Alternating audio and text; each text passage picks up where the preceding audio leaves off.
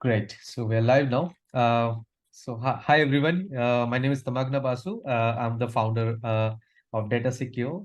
We're a cybersecurity web cybersecurity company, and we have a security audit platform called GETSecured. So I'm also a Polygon advocate, and with the support of Polygon, what we're trying to do is we're trying to create awareness campaign to help the web3 community to learn more about security. And one of the initiative is bringing other thought leaders in this initiative. So as part of this initiative, we have this amazing person, Lucas. Thank you, Lucas, for being with us on this initiative. And yeah, Lucas, please go ahead, introduce yourself. Who are you, what do you do, and what are you going to talk about in DeFi Security Summit? Absolutely, and it's a pleasure again to be here. Thank you. So I am Lucas Martin Calderon. I'm the founder and CEO of Pentestify. Pentestify is actually a startup that focuses on smart contract security vulnerability detection, and we use state-of-the-art AI, different AI models to achieve such tasks. It is true that I'm going to the DeFi Security Summit quite soon, even though I'm between travels and so on. From the 14th to the 16th, I'll be attending the DeFi Security Summit in Paris, and I've been selected as part of the expert panelist in AI and blockchain security. So in other ways, not the intersection, but rather the alignment between how to harness AI in the era of Web3, especially regarding DeFi and blockchain security. Great. Thank you so much. Now, the next question would be like, what do you think is the future of Web3 security? Where it's heading towards, and what would be your suggestions for the ecosystem or the project owners or the developers? What they should learn, how they should grow, how they should adapt the security here. Absolutely. So there are two questions. To answer the first question of what is the future of blockchain security, DeFi security. And it is honestly a very good question. The foundations of Pentestify, the mission of Pentestify, I think it's very well aligned to both the advantages and the huge fears that I have for the future. And why do I have fears of the future of blockchain? We have every 20 years, 3 to 5 different technologies appear that actually change, are pivotal to the future of rights of the individuals, as well as to the future of the sector. In this case, obviously, there is artificial intelligence and there is blockchain as well. That technology that is able to replace the centralized authority, and you're able to have decentralized verification everywhere without a central party. So the whole paradigm changes, and a lot of people believe that natively, by the use of blockchain, you are impenetrable, you cannot be hacked, and most importantly, that you're secure, you're safe, and you're anonymous. This actually couldn't be further from the truth. Blockchain itself is not an anonymous technology. It doesn't help in anonymity. If someone knows your handle, if someone knows your address, that could be traced. And the objective, the main fear that I have, how I see blockchain acting in the future, is this double-edged sword, right? Whereby if we have enough people in the community, enough companies, enough governments, enough community support, we'll be able to create that spark to know exactly how to use blockchain for certain tasks where freedom, liberty, and the rights of the person are supported and are helped, and where maybe a bit more identification is needed, given enough awareness to everybody. So I really see that developing in these two sides, and hopefully so being aware of the fact that there are two sides that coexist. And regarding your second question of how people can train, how people can learn, and most importantly, once you think you've learned enough, how to keep up to date with all there is. And I would say I would refer back to the strongest thing of Web3, and it is its community. If we're talking specifically about security is an ever-evolving, fast-paced field. That means that it is not static, it is dynamic, and it changes. And most importantly, you need a lot of creativity for people to come and learn what it is. Getting closer to the community, there are many of them on Discord. We've got Securium, we've got Alchemy, we've got amazing networks like Ethereum, Polygon that also offer these courses and this community support. So I will definitely say go on social, learn the foundationals of blockchain, and then from there go up. Do not take the shortcut to walk directly into smart contract security vulnerability, which seems to be quite lucrative, but it is not if you don't get the fundamentals right. So my piece of advice would be try to learn everything about cybersecurity, everything about blockchain, how it works, how the EVM works, in short, information security, and then specialized in smart contract security vulnerability. If it's what interests you, don't jump straight. Taking shortcuts, there is no such thing as taking shortcuts in the long run. So yeah, that would be the way I would structure it today. Great, great. Thank you so much. And I believe you have an academy also as part of your company you're doing. Do you want to briefly touch upon that? What is that, the academy aspect of what you guys are building? Absolutely. So I've always enjoyed teaching and sharing variable knowledge, either open source or private. Both approaches have the right moment and the right time to do them and the right audience.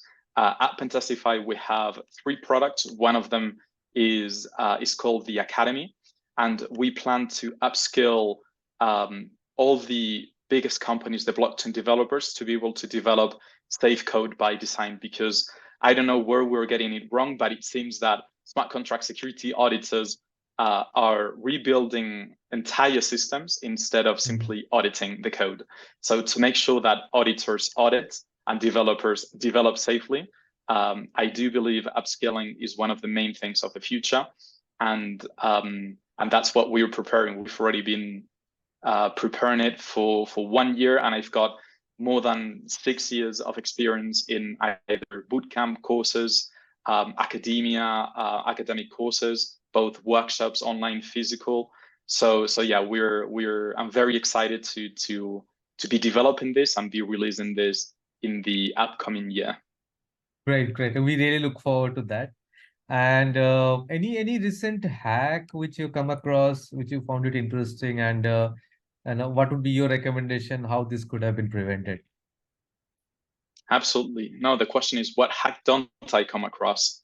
It seems that even my own shadow fears all the hacks going around. That's the only constant thing I'd say beyond change. So